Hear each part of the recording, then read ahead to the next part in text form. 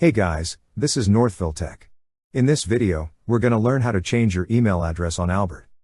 If you don't have an Albert account, we will put our affiliate link in the description below for you to sign up. But if you already have an account, just open the website, then log in with your email address and password.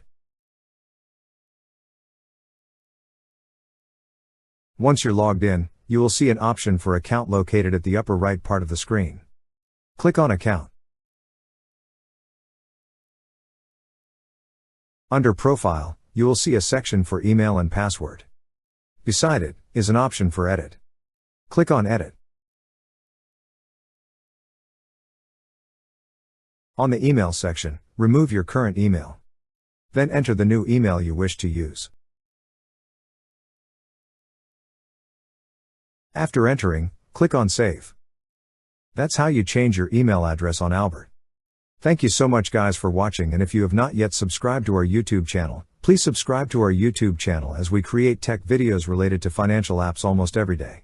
Also, check out our website northvilletech.com for great tech articles, and our recommended resources in the description below for various sign-up bonuses.